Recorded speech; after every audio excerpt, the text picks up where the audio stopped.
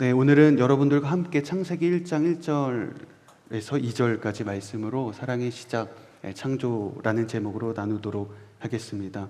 오늘부터 저희는 창세기의 말씀으로 여러분들과 함께 나누게 됩니다. 앞으로 이제 대장정의 시간이 될 예정입니다. 개인적으로 창세기 본문이 정해졌을 때 저는 되게 기쁘고 즐거운 마음이었어요. 창세기를 개인적으로 좋아하기도 하지만 이 창세기에는 성경 전체를 포함하는 많은 내용들이 압축되어 담겨 있기 때문이죠. 창세기에는 창조가 있고 타락이 있고 그리고 복음이 있고 회복이 있습니다. 창세기만 저희가 잘 살펴봐도 저희는 성경을 모든 것을 잘 이해하고 있다라고 말할 수 있습니다. 앞으로 여러분들과 함께 오늘부터 창세기의 말씀을 차곡차곡 나누어 가게 될 텐데, 창세기가 여러분들에게 말을 걸어오며 그 창세기의 말씀이 여러분들의 심령 가운데 굳건하게 세워지는 축복의 시간이 되기를 소망합니다. 우리 먼저 1절 말씀 한번 읽어보도록 하겠습니다. 1절입니다. 시작. 하나님께서 태초에 하늘과 땅을 창조하셨습니다. 본 구절은 창세기의 시작이자 성경의 출발점에 있습니다. 창세기는 모든 것의 시작을 계시해 주시는 하나님의 말씀입니다. 1절을 한번 보세요. 하나님이 누구인지, 하나님이 어떤 존재인지, 하나님은 본질은 어떠한지 어떠한 설명도 하지 않고 출발하고 있습니다. 창세기에는 오직 하나님의 입술로 선포되는 말씀 그리고 선언만이 존재합니다. 하나님은 이 3절부터 세상을 이렇게 차곡차곡 이렇게 창조하실 때 구체적으로 나열하시면서 이렇게 말씀하시죠. 하나님께서 말씀하시기를 이렇게 계속 반복이 되는데, 그런데 1절을 한번 보면 하나님께서 태초에 하늘과 땅을 창조하셨습니다 라고 선언적으로 이야기를 하고 있다는 것입니다. 이는 하나님이 어떤 존재인지 그리고 하나님은 어떻게 존재하게 되었는지에 대한 관심보다 창조주 하나님에 대한 믿음을 강조하는 구절입니다. 태초에 하나님이 계셨다라고 시작하지 않습니다. 태초에 하나님이 천지를 창조하셨습니다로 시작합니다. 이미 존재하고 계신 하나님을 전제하고 창조주 하나님을 표현하고 있는 것입니다. 하나님은 어떤 하나님이신가? 창조주 하나님이시다라는 믿음의 고백인 것이죠. 이것을 받아들이는 것이 우리 신앙생활의 출발점이고 시작이다라고 이야기를 합니다. 하나님은 어떤 분이신가? 어떻게 존재하셨는가? 이것이 무의미하다라는 의미는 아닙니다. 다만 하나님께서 어떻게 태초부터 존재하고 계신 그 하나님을 믿는 믿음이 중요하다는 의미입니다. 태초부터 존재하고 계신 하나님은 창조주이신 하나님이십니다 라는 고백이 신앙의 출발점이라는 것입니다. 창세기 1장 1절은요, 하나님께서 이 하늘과 땅이라는 이 구체적인 피조세계의 창조를 언급합니다. 그런데 이 구절은요, 나아가서 우리들에게 창조주 신앙에 대한 믿음의 고백을 요청하고 있습니다. 여러분들은 과연 창조주 하나님의 그 놀라운 이 창조 세계 그리고 창조하시는 하나님을 믿고 있는가라는 질문에 대한 응답하기를 바라는 메시지인 것이죠. 하나님께서 하늘과 땅을 창조하셨다. 이 사실을 우리가 믿으면 사실 우리는 모든 것을 믿을 수 있습니다. 성경의 첫 단추를 우리가 잘 꿰을 때 우리는 믿음 가운데 모든 성경의 지식들, 지혜들이 차곡차곡 쌓아질 수 있기 때문인 것이죠. 그래서 창세기는요, 과학적인 호기심에서 이 책을 증명하기 위해서 쓴 책이 아닙니다. 모든 과학적 질문에 대답하기 위해서 쓴 책도 기록도 아닙니다. 논쟁하기 위해 기록된 글도 아닙니다. 우리가 논쟁을 위해서 이 책을 읽으면 결국 논쟁으로 끝나게 되지만 우리가 믿음으로, 신앙으로 읽으면 믿음으로 끝나는 책인 것입니다. 어떤 사람들은 세상의 모든 것이 우연한 자연 발생을 통해 생겨났다고 주장합니다. 이것이 과학적이다라고 말을 하죠. 그러나 세상의 기원에 대한 어떤 설명도 그것이 가장 과학적이다라고 스스로가 여길지라도 결국에는 이것도 믿음을 요구하게 됩니다. 우연히 세상에 만들어졌다. 이것도 결국 끝내는 내가 경험하지 못하고 파악하지 못한 이러한 사실들을 믿는 믿음에서 출발하는 과학이기 때문이죠. 여러분, 제가 이 성경책이 있습니다. 이 성경책은 우연히 만들어졌을까요? 갑작스럽게 우연히 여기서 떨어졌을까요? 아니면 누가 만들었을까요? 여기 가운데 이 성경책을 한순간에 떨어진, 우연히 만들어진 책이라고 믿는 사람은 아무도 없을 것입니다. 그럼 더 나아가서 이 기쁨을은 누가 만들었을까요? 우연히 이렇게 생긴 것일까요? 아니면 누가 만든 것일까요? 당연히 누가 만들었겠죠. 그럼 더 나아가 봅시다. 대한민국은 누가 만들었을까요? 우연히 생긴 것일까요? 그럼 우주는요? 사실은 이 작은 이 진리에서 점점점 범위를 넓혀가도 똑같은 진리입니다. 사실 정답은 되게 간단하죠. 누가 분명히 만들었기 때문이죠. 그러나 우리는 이 사실 가운데 우연히 발생했다, 이런 믿음을 갖기 위해서는 우연히 발생했다라고 우리가 증명하고 싶어도 결국 우리는 이것이 우연히 발생했다고 믿는 그 믿음부터 우리가 시작해야 된다라는 거죠. 어떻게 보면 이것이 우연히 발생했다라고 믿는 믿음이 더 놀라운 믿음일 수도 있습니다. 우리는 이것이 우연히 발생했다, 세상이 우연히 창조되었다, 발생했다가 아니라 정말 하나님께서 이 세상을 창조하셨다라고 우리는 믿음으로 고백하는 거죠. 결국엔 그래서 이 세상 가운데 살아가면서 여러분들에게 두 가지의 믿음을 요구하는 것입니다. 세상이 우연히 만들어졌음을 여러분들이 믿을 것인가, 아니면 하나님께서 세상을 창조하셨음을 믿을 것인가 하는 질문인 것입니다. 그래서 이 과거의 신앙의 선배들은요, 우리가 이 이후에 성찬 때도 고백하겠지만 이 사도신경을 고백했습니다. 사도신경의 시작이 어떻게 돼요? 나는 전능하신 아버지 하나님 천지의 창조주를 믿습니다 라고 고백합니다. 오늘날 같은 사도신경의 이 고백이 되기까지 10세기에 온전한 형태를 이루었는데요. 사실 이 출발점은 초대교회 2세기부터 출발을 합니다. 그래서 2세기부터 출발한 이 고백이 점점점 이렇게 이 발전하고 완성을 거듭해서 현재 우리가 읽는 사도신경이 되었거든요.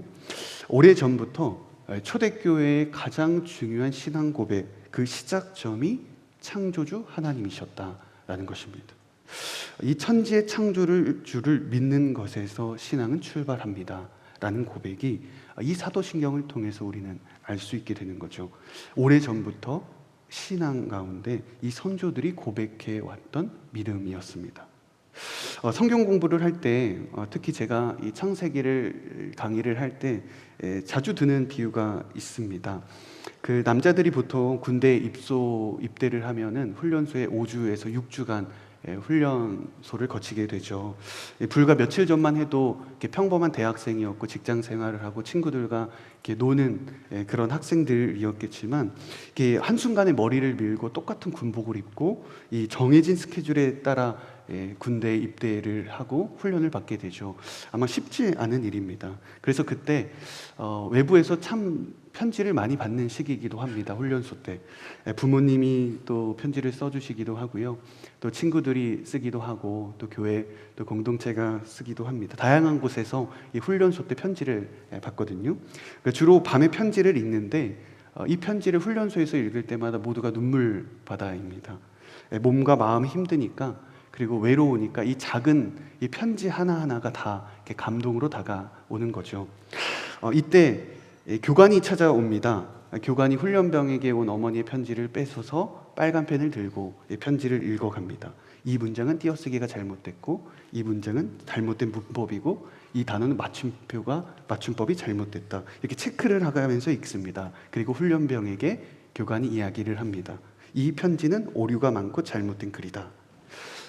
훈련병은 이 편지를 읽고 밤새 눈물을 흘리며 감동을 받았습니다. 그런데 반대로 교관은 이 편지는 잘못된 쓴 글이라고 이야기를 합니다. 여러분, 과연 둘 중에 누가 편지를 잘 읽었다고 말할 수 있을까요? 당연히 훈련병이 편지를 잘 읽었습니다. 이 편지의 핵심은 띄어쓰기, 문법, 어법이 아닙니다. 힘들게 타지 생활하는 이 힘들어하는 고생하는 아들을 향한 어머니의 마음이 담긴 이 편지, 이 마음이 포인트입니다. 훈련병은 편지를 읽으면서 문법과 어법과 단순한 글을 읽었던 것이 아니라 어머니의 마음을 읽었던 것입니다. 이 이야기가 담고 있는 전제가 있어요. 첫 번째는 어머니는 아들을 사랑한다는 사실입니다. 그리고 두 번째는 아들은 단순한 글이 아니라 어머니의 마음을 읽었다는 것입니다. 성경도 마찬가지입니다. 성경은 하나님께서 인간에게 주시는 러브레터입니다. 하나님의 러브레터입니다.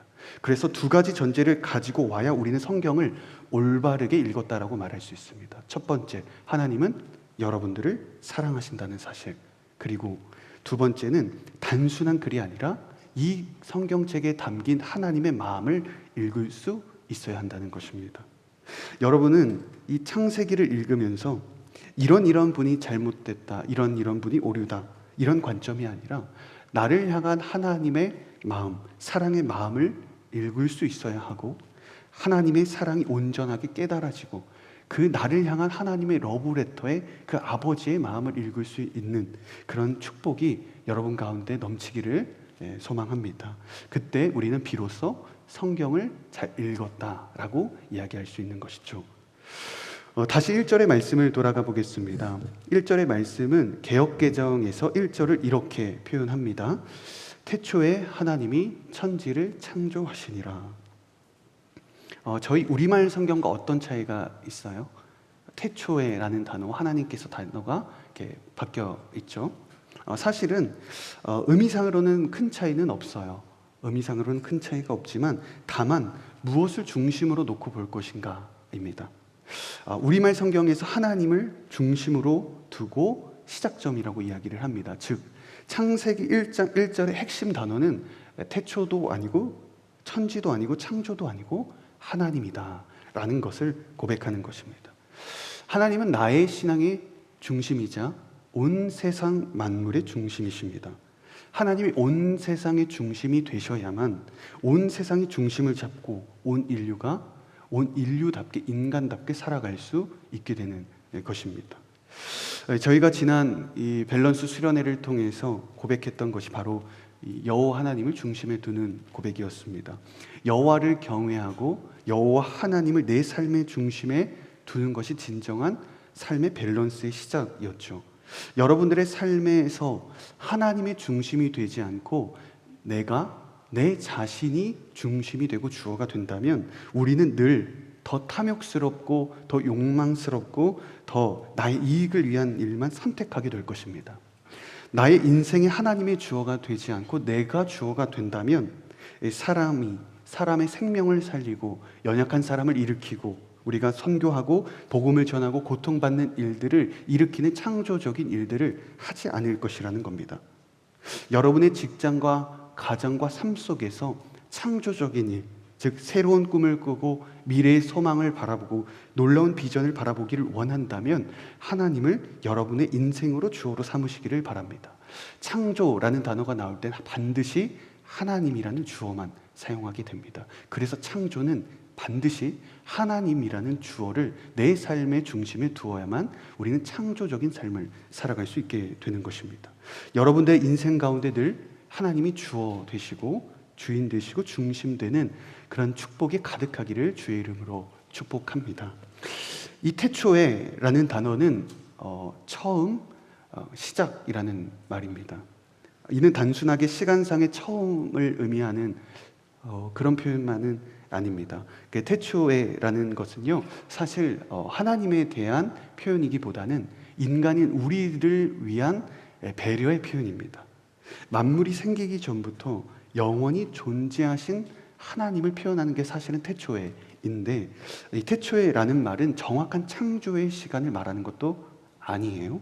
창조의 연대를 알게 해주는 단서는 존재하지 않습니다. 오직 하나님만 존재하셨습니다. 하나님은 시간도 창조하신 분이십니다. 하나님께서 시간을 창조하실 때 비로소 인간은 태초에라는 말을 사용할 수 있기 때문입니다. 태초에라는 말을 사용하기 위해서는 하나님이 시간을 창조하셔야 됩니다. 이 태초에라는 단어는 본래 머리에서 나온 이 근본적인 의미를 담고 있는데요. 그래서 이 처음, 시작이라는 시간적 의미도 있고요. 또 다른 의미로 첫 번째, 가장 높은, 탁월한, 으뜸 이런 단어도 있습니다. 그래서 우리는 부족한 인간들의 인식의 한계로 인해서 우리는 태초에라는 말을 들으면 이 시간적으로 시간상의 처음 출발선을 놓고 우리가 생각할 때가 있어요. 그래서 우리의 인식의 시간을 처음에 두고 이러한 질문을 할 때가 있습니다. 하나님은 세상이 타락할 것을 아시지 않았는가? 인간이 범죄할 것을 하나님은 이미 아신 것 아닌가? 하나님은 이미 누가 구원받고 안 받고 계신 것 아닌가?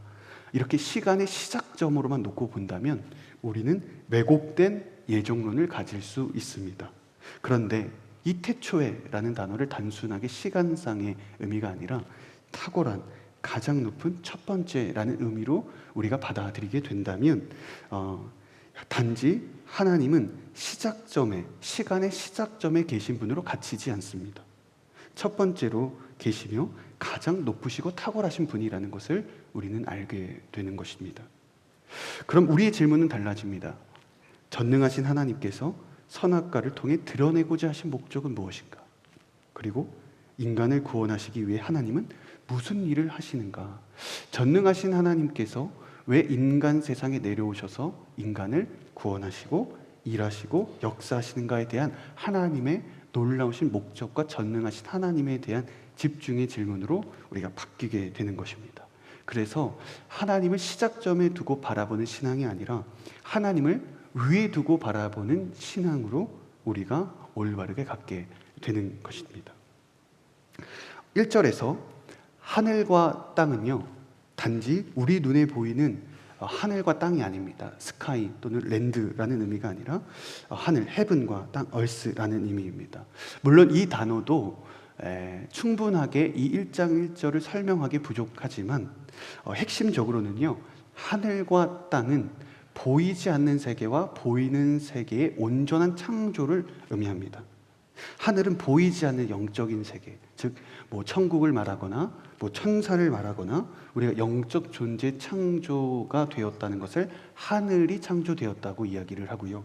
1절에서 땅은 우리가 보는 피조 세계, 우주라든가 땅이라든가 지구와 같은 것을 말합니다. 그래서 1절의 하늘의 영역은, 하늘과 땅은요, 초월의 영역과 실제 영역을 다 포함하는 모든 창조를 1장 1절에서 포괄적으로 이야기를 하고 있습니다. 그런데 이때 이 피조물만의 창조가 1장 1절에서 일어난 것이 아니었어요.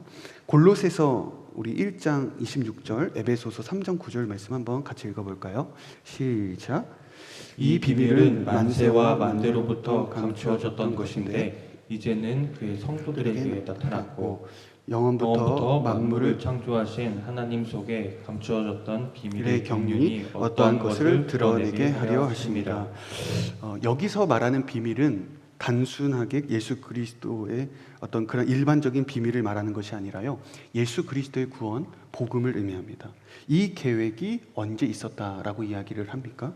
만세와 만대로부터, 그리고 영원부터 만물을 창조하신 하나님 속에 있었다라고 이야기를 합니다. 한 인간을 구원하고자 하나님은 예수 그리스도를 보내시고 복음, 십자가의 복음을 주시기 위한 일들의 계획이 언제부터 있었다? 태초부터 있었다. 우리 하나님은 단지 하늘과 땅, 피조 세계를 창조하시는 것에만 만족하시지 않았습니다. 세상의 창조만큼 여러분들의 삶을 새롭게 창조하시기를 기뻐하셨고, 그리고 여러분들의 구원을 창조 세계의 창조보다 더 기뻐하시는 분이셨다는 것입니다. 마찬가지로 하나님은 여기 계신 여러분 한 사람 한 사람의 계획도 이미 창세기 1장 1절에서 가지고 계셨습니다. 여러분 이것을 믿으십니까? 창세기 1장 1절부터 태초에 하나님의 마음 가운데는 여러분 한 명 한 명을 위한 계획이 있으셨습니다. 그래서 우리의 인생은 이미 창세기 1장 1절에서 하나님의 뜻 가운데 이루어진 사실입니다. 우리는 이미 1장 1절에서 창세기 1장 1절에서 선택받고 구원받은 사람들로 결정되었음을 믿습니다. 이렇게 창세기 1장 1절은 단순한 짧은 문장이지만 성경의 모든 것을 담고 있다라고 말할 수 있습니다. 그럼 2절은 어떨까요? 우리 계속해서 2절 말씀 한번 읽어볼까요? 시작. 땅은 형태가 없고 비어 있었으며 어둠이 깊은 물 위에 있었고 하나님의 영은 수면 위에 움직이고 계셨습니다. 1절과 2절은 단순하게 시간적인 순서를 이야기하지는 않아요. 서술상의 순서를 말하고 있습니다. 즉 1절은 포괄적이고 완전하신 하나님의 창조 세계의 선언을 이야기하고요. 2절부터는 구체적인 이 땅에 대한 상세한 서술을 하게 됩니다. 그래서 2절부터 앞으로 살펴볼 나머지 말씀들은 이 땅에 대한 이야기이죠. 그 서술의 대상이 1절에는 하늘과 땅이라는 이 전체 세계였다면 2절부터는 그 범위를 좁혀서 인간이 거주하는 환경, 이 땅이었다라는 것을 말해줍니다. 이때 2절의 말씀을 다시 한번 보세요. 땅이 형태가 없고 비어 있었다라고 이야기를 합니다. 개역 개정을 보면 이 표현이 어떻게 표현되냐면 땅이 혼돈하고 공허하며라고 기록이 되어 있죠. 아마 여러분들 가운데 이게 더 익숙하실 수도 있어요. 이 혼돈과 공허라는 단어를 쓰기 때문에 여러분 가운데 이것이 부정적이거나 하나님의 불완적인 창조가 아닐까 생각하실 수 있지만 사실 우리말 성경의 번역이 조금 더 쉽게 번역을 했습니다. 형태가 없고 비어 있었다는 것은 부정적 의미가 아니라 말 그대로 아직 질서가 잡혀 있지 않은, 아직 채워지지 않은 그대로의 상태 가운데 있었다는 것을 말해줍니다. 즉, 이 땅은 새롭게 만들어져야만 가는 상태에 놓여 있었다라는 것을 알려주는 거죠. 이때 이 어둠이 깊은 물 위에 있었다라고 이야기를 또 하는데, 이 어둠도요, 단 이 어둠이라는 단어도 부정적 표현은 아니에요. 마치 우물을 생각하면 이야기가 쉽습니다. 이렇게 우물을 보면 깊을수록 보이지 않을 정도로 이렇게 깜깜하잖아요. 깊으면 깊을수록 어두워서 보이지 않죠. 마찬가지로요, 이 어둠이 깊음 가운데 있었다라는 이 말은 그만큼 땅이 아직 무언가로 채워지지 않은 이 원물질에 가까운 깊은 이 비어진 상태였습니다 라는 표현을 하고 있는 것입니다. 이것을 통해서 앞으로 하나님께서 이 땅의 형태를 잡아가시고 비어있는 곳을 채워가실 그 하나님을 기대하게 합니다. 이제 하나님은 앞으로 이제 3절부터 질서를 세워가실 것이고 부족한 곳은 메워가실 것입니다. 이것은 하나님의 기본적인 속성이고 특성입니다. 나의 삶의 중심에 하나님이 계시면 주님은 흩어진 나의 삶의 문제들을 정리해 주실 것입니다. 하나님은 나의 인생 가운데 어지럽혀진 문제가 있으면 질서를 세우시는 분입니다. 그리고 부족하면 항상 채우시는 분이십니다. 온 세상의 질서를 세우시고 온 만물을 비어있는 곳을 채우시는 분이시라면 하나님은 반드시 여러분들의 한 명 한 명의 인생도 질서를 잡아가시고 비어있는 여러분들의 공간을 채우실 하나님이시라는 것입니다. 이때 2절의 또 다른 모습을 보면 놀라운 일이 있습니다. 하나님의 영이 수면 위에 움직이고 계셨다. 하나님의 영, 즉 성령을 의미합니다. 즉 태초부터 하나님은 성령 하나님과 함께 계시고 존재하고 계셨다는 거죠. 이때 움직이고 계셨다라는 표현은요, 그냥 돌아다니셨다라는 의미가 아니에요. 보호자로서, 관찰자로서 애정을 가지고 도살피고 계셨다는 의미입니다. 마치 어린아이를 이렇게 마당에 풀어놓고 이렇게 풀어놓을 때 그 아이가 넘어지지 않을까, 물가에 가지는 않을까 이렇게 지켜보면서 돌보는 부모의 모습처럼 관찰하며 보호하시는 성령의 역할을 의미합니다. 그래서 성령 하나님은 태초부터 보혜사 성령이셨습니다. 예수님께서 우리들에게 보혜사 성령을 보내주신다라고 이야기했던 그 보혜사 성령은 갑작스럽게 보내시는 보혜사 성령이 아니라 사실 태초부터 보혜사 성령으로 계셨던 것이죠. 이때 이 창조 세계 가운데 성령님만이 계셨던 것이 아니에요. 우리 골로새서 1장 16절 한번 보겠습니다. 우리 함께 읽습니다. 시작.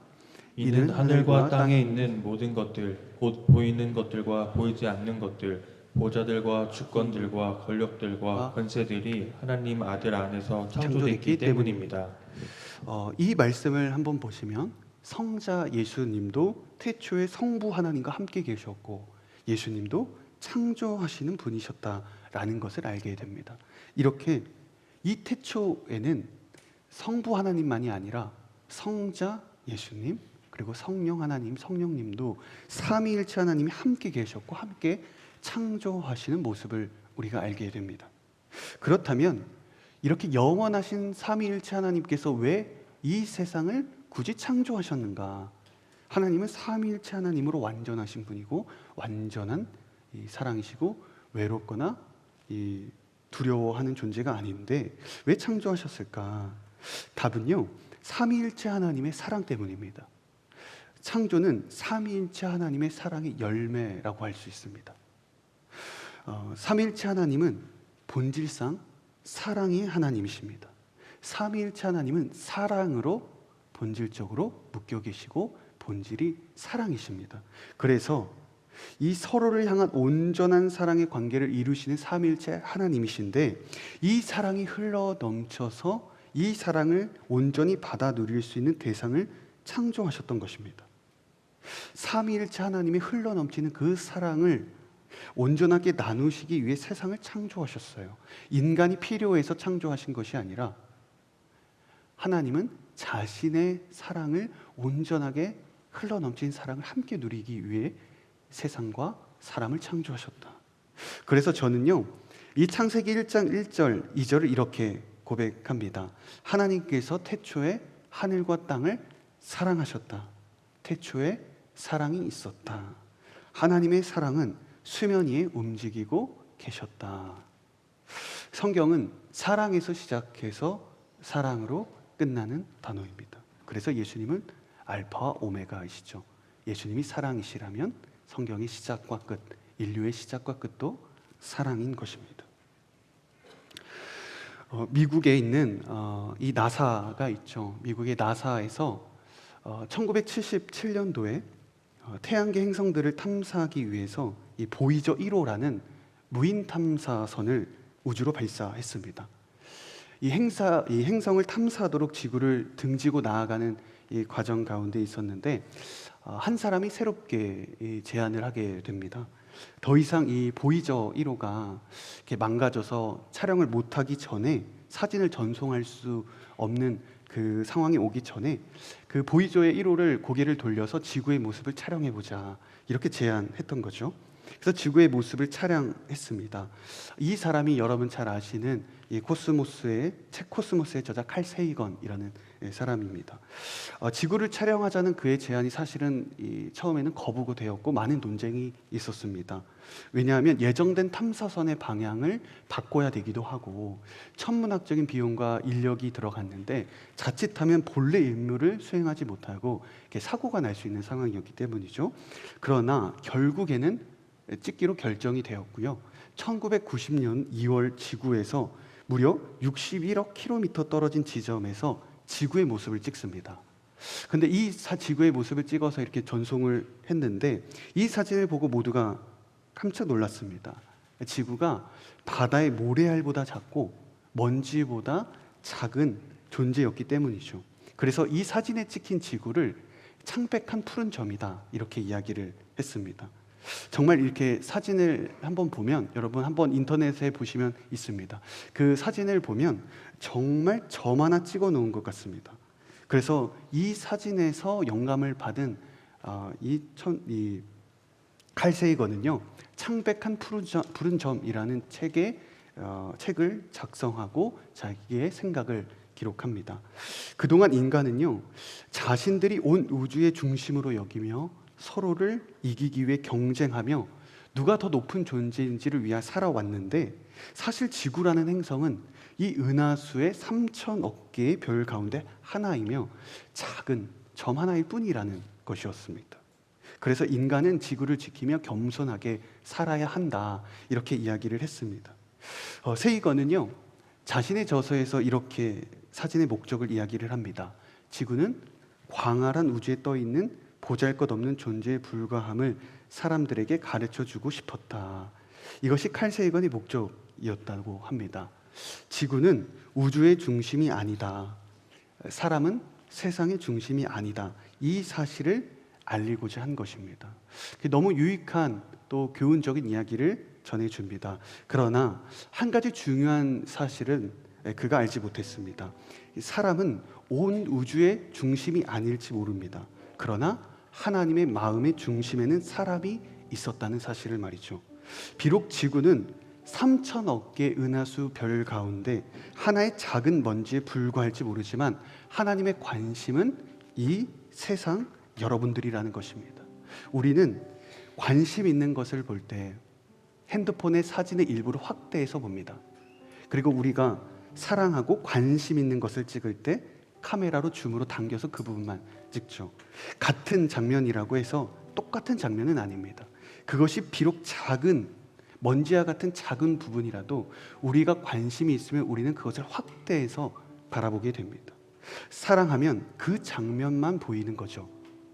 여러분 가운데 사랑하는 이성이 생기면 그 자리에 10명이 있든 100명이 있든 1000명이 있든 그 한 사람의 감정과 말투와 행동과 태도만 보입니다. 사랑하기 때문이죠. 하나님은 창조의 시작을 알려주고 계십니다. 그런데 여기 창조의 시작을 말씀하시면서 화성의 창조, 목성의 창조, 토성의 창조, 심지어는 태양이 있어라 라고 말씀하시지 태양의 창조의 과정을 이야기하시지 않습니다. 은하수 3천억 개 별 가운데 딱 한 가지 지구만 이야기하십니다. 성령 강림은 어디에서 일어났습니까? 토성에서 일어났습니까? 아니면 다른 행성에서 일어났나요? 마가의 다락방, 이 세상 가운데 일어났습니다. 성령 강림은 오직 이 세상 가운데 여러분 한 사람 한 사람 위에 임하셨다는 것입니다. 왜요? 하나님의 사랑의 대상은 여러분 오직 한 사람들이기 때문인 것입니다. 요한복음 3장 16절, 하나님이 세상을 이처럼 사랑하사 말씀하십니다. 세상을 이처럼 사랑하신다고 하십니다. 지구는 61억 킬로미터 떨어진 곳에서 찍었을 때 단 하나의 작은 점에 불과합니다. 모래보다 작습니다. 먼지보다 작습니다. 하물며 61억 킬로미터보다 훨씬 더 높으시고 전능하신 하나님의 눈에서 볼 때 이 지구가, 이 세상 사람들이, 여러분들이 얼마나 작게 보이겠어요? 정말 작게 보일 겁니다. 그런데 중요한 것은 하나님이 바로 모래알보다 작고 먼지보다 작은 여러분들, 나의 삶에 온통 관심이 있으시다는 것입니다. 확대해서 바라보시고 그것이 전부인 것처럼 바라보십니다. 창조주 하나님께서는 온 세상과 인류를 창조하신 하나님은 지극히 나의 작은 삶과 마음과 생각도 아신다는 것입니다. 이유는 단 하나입니다. 어떠한 설명도 필요 없습니다. 나를 사랑하시기 때문입니다. 이거 말고는 설명이 되지 않습니다. 어떠한 이유도 사랑 말고는 설명될 수 없는 하나님의 놀라우신 사랑입니다. 창세기 1장 1절을 마음에 새기면 그래서 이해하지 못할 일이 없고 해결할 수 없는 일 없고 감당하지 못할 일 없고 우리가 포기해야 될 일 없습니다.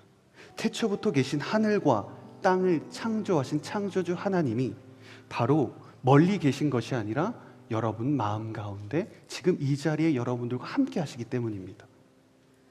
여러분들과 함께 하시는 분입니다. 여러분 잘 아시는 찬양의 제목 온 땅의 주인이라는 찬양이 있습니다. 이 찬양의 원 제목은 후에마이입니다. 내가 누구인가 또는 내가 누구이길래 이런 제목입니다. 그런데 원 제목과 주어가 완전히 다르게 온 땅의 주인으로 번역했죠. 전혀 맞닿을 수 없는 주체들입니다. 그런데 가장 정확한 제목이기도 합니다. 왜냐하면 온 땅의 주인이신 하나님의 관심은 오직 나 한 사람이기 때문인 것입니다. 비록 여러분 자신의 모습이 먼지와 같고 단 하나의 점과 같아 보일지 모르고 때론 여러분 스스로를 비참하고 초라한 존재라고 작아 보인다고 스스로 여길지 모르지만 온 세상의 창조주 하나님은 여러분들을 결단코 작은 존재이며 비참한 존재이고 초라해 보인다고 말하지 않습니다. 아무리 여러분들이 작은 존재이고 먼지와 같고 작은 푸른 점을 같은 여러분들의 인생일지 모르지만 하나님은 여러분들의 인생을 확대해서 보시고 그것이 전부인 것으로 하나님은 생각하시고 여러분들을 인도하시기 때문입니다. 온 세상의 창조주 하나님은 여러분을 결코 작다고 초라하다고 말하지 않습니다. 그래서 오직 창조주 하나님께 답이 있고 해답이 있고 정답이 있습니다. 여러분을 향한 창조주 하나님의 놀라운 사랑, 이것을 온전하게 경험하게 되는 여러분들이 되시기를 바랍니다. 창세기 1장 1절 2절은 지극히 작은 한 문장에 불과하지만 이 안에 담긴 하나님의 놀라운 사랑은 차고도 넘치는 하나님의 사랑입니다. 그래서 여러분, 하나님의 마음을 읽고 여러분을 향한 하나님의 사랑을 온전하게 고백하고 느낄 수 있는 여러분 한 사람 한 사람이 되기를 주님의 이름으로 축복합니다. 우리 시간 함께 찬양하며 나아갔으면 좋겠는데요. 우리 함께 자리에서 일어나셔서 우리 찬양하며 나아가도록 하겠습니다.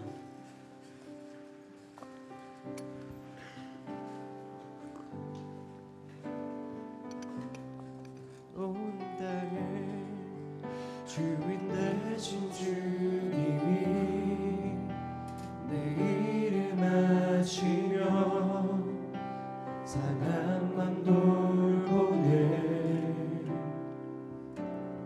어둠을 밝히시는 새벽별 방관하는 내 맘 주의 길 비추시네 나로 인함이 아니 나로 인함이 아니 주가 행하신 일로 나의 행함이 아니 오직 주로 인하여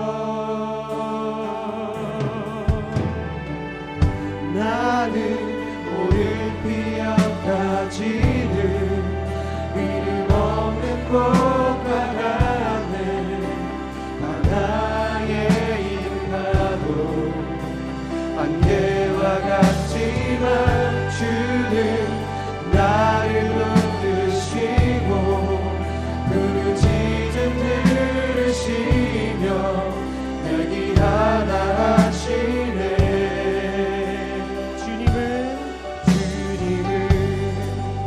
나의 죄를 보시고 사랑의 눈으로 나 일으키시네 바다를 잠잠하게 하시듯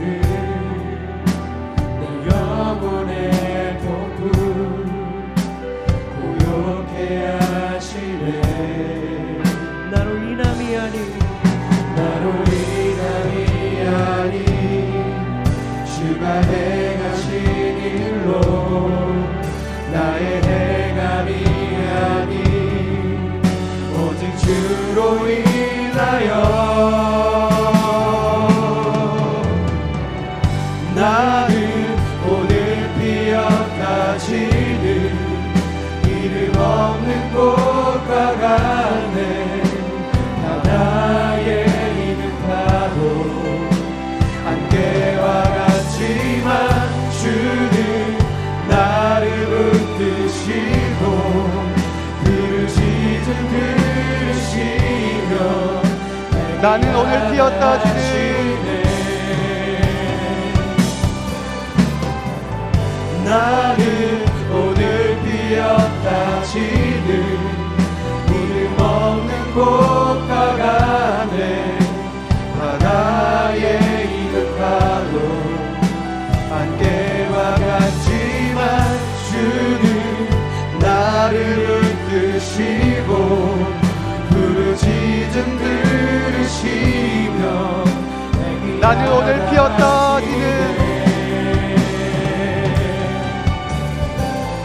나는 오늘 피었다지는 이름 없는 꽃과 같네 바다에 있는 파도 안개와 같지만 주는 나를 붙드시고 부르짖음 들으시며 날 귀하다 하시네 사랑하는 여러분, 나의 인생 가운데 비록 내 인생이 먼지와 같고 초라하고 작아 보이는 우리들의 삶이라고 스스로가 여길지 모르지만 하나님은 결코 여러분들을 작다고 스스로 연약한 존재라고 여러분들을 초래한 사람들이라고 말하지 않습니다. 왜냐하면 하나님은 여러분들을 사랑하시고 여러분들이 전부이기 때문입니다. 사랑하는 여러분, 우리가 우리 스스로의 모습을 보고 초라하며 우리가 좌절하며 때로는 우리가 연약하며 우리가 절망에 빠질 때가 있을지 모릅니다. 그러나 하나님은 결코 여러분들을 그 초라한 자리에 두고를 원하시지 않습니다. 하나님은 여러분들을 그 어떠한 존재보다 사랑하시기 때문입니다. 여러분들이 비록 이름 없는 꽃과 같고 안개와 같은 존재라고 스스로 고백할지 모르지만, 그러나 하나님은 여러분들을 가장 귀한 자녀라 말씀하시고 여러분들을 놀라운 사랑 가운데 인도하실 것입니다. 우리 시간 그 창조주 하나님의 놀라운 사랑 가운데 우리 시간 믿음으로 고백하며 나아가겠습니다. 우리 시간 주여 한번 외치고 동성으로 기도합니다. 주여,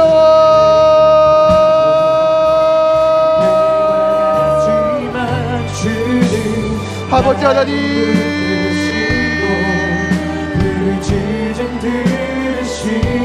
우리들의 인생 가운데 오직 하나님의 놀라운 일 보게 하여 주시옵소서. 하나님, 비록 나는 연약하고 넘어질 수밖에 없는 하나님의 사람들입니다. 나는 하나님 앞에 부족하고 연약한 존재입니다. 그런 하나님의 놀라운 그 사랑을 의지하며 나아가기를 원합니다. 주는 나를 붙드시고 아버지 하나님, 아버지, 나의 사랑 가운데 오직 하나님의 용서하심을 가운데 나아가게 하여 주시고, 아버지, 나의 사랑 가운데 역사하신 하나님을 바라보게 하여 주시고, 오늘 피었다 지는 안개와 같은 이름 없는 꽃과 같을지라도 나의 삶을 인도하시며 나를 인도하시는 하나님, 그 하나님의 놀라운 손과 팔 가운데 우리가 믿음으로 고백하며 나아가있습니다. 하나님의 사람들이 되게 하여 주시옵소서. 하나님의 아버지, 우리가 하나님의 그 사랑을 온전하게 누리며 나아가기를 간절하게 부각하기를 원합니다. 아버지 하나님,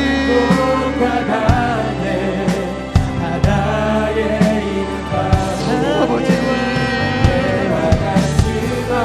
주는 나를 붙드시고 부르짖음 들으시며 날 구하시네. 사랑하는 여러분, 하나님은 다른 행성을 사랑하신다고 말씀하시지 않았습니다. 이 세상을 이처럼 사랑하시고, 그리고 여러분 한 사람 한 사람 인간을 사랑하신다고 말씀하십니다. 여러분, 하나님은 천사를 사랑하신다고 말하지 않습니다. 여러분, 바로 인간을 사랑하신다고 말씀하십니다. 여러분들이 천사보다 능력이 있어서, 여러분들이 천사보다 영적인 존재이기에, 여러분들이 천사보다 거룩하기에, 여러분들이 천사보다 죄가 없어서 여러분들을 사랑하신 것이 아니라, 하나님은 태초부터 여러분들을 인간을 사랑하기로 작정하셨고 그 사랑 가운데 자신의 목숨을 걸기로 하나님은 계획하셨기 때문입니다. 여러분, 하나님의 사랑을 우리가 고백하고 우리가 하나님의 사랑을 온전하게 누리면 우리의 모든 문제가 거기에서 해결될 줄로 믿습니다. 사랑하는 여러분, 여러분들이 향한 하나님의 사랑을 온전히 누리시기를 바랍니다.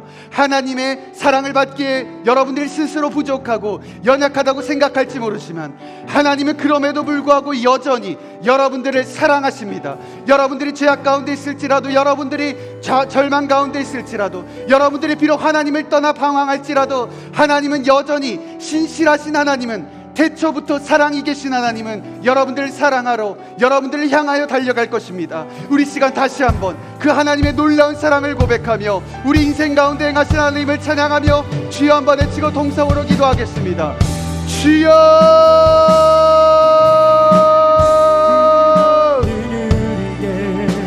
아버지 하나님,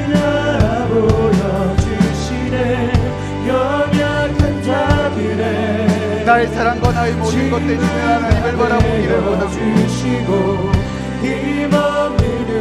하나님의 놀라운 사랑 가운데 하나님의 놀라운 인생을 바라보기를 원합니다.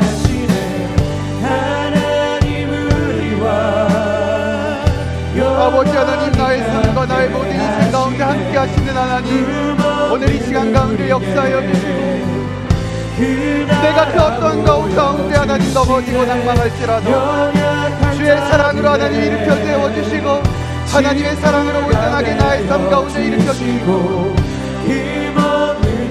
하나님의 은혜를 허락하여 주시옵소서. 아버지, 우리가 그 하나님의 사랑을 고백하며 나아가기를 원합니다. 내가 그 하나님의 사랑을 고백하며 나아가기를 나아가기를 원합니다.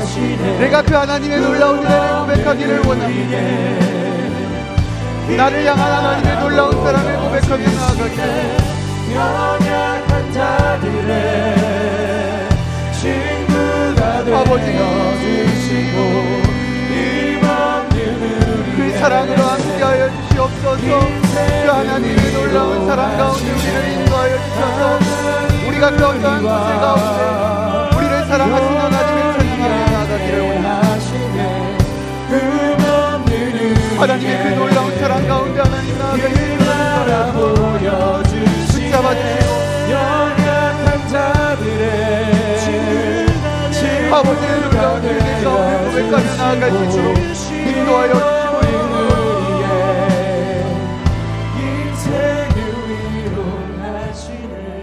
하나님은 말씀하십니다. 너희 창조주, 너의 청년의 때 창조주를 기억하라.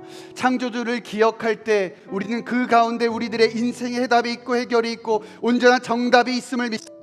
우리가 창조주 하나님을 기억할 때 우리의 마음 가운데 우리의 못 이룰 것이 없고 해결할 일 없고 감당하지 못할 일 없습니다. 창조주 하나님이 여러분들의 마음과 심령 가운데 새겨질 때 여러분들의 삶의 모든 문제가 해결될 것입니다. 우리는 창조주 하나님의 놀라운 영광과 존귀와 그 놀라우신 하나님의 은혜를 바라보며 나아가기를 원합니다. 창조주 하나님은 여러분들과 함께 하시며 여러분들의 모든 인생을 해결하여 주실 것입니다. 여러분 가운데 창조주 하나님이 정답입니다. 창조주 하나님을 기억할 때 우리들의 삶 가운데 새로운 소망이 생기고 새로운 놀라운 역사가 일어날 것입니다. 우리 창조주 하나님을 기억하며 우리가 그 하나님을 향하여 온전한 평생의 고백으로 나아가게 하여 주시옵소서. 믿음의 결단으로 주여 한번 외치고 기도하며 나아갑니다. 주여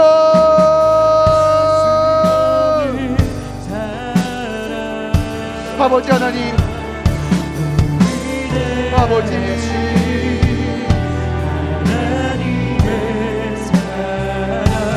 우리 하나님의 놀라우신 은혜를 기억하며 나아가기를 간절하게 원합니다.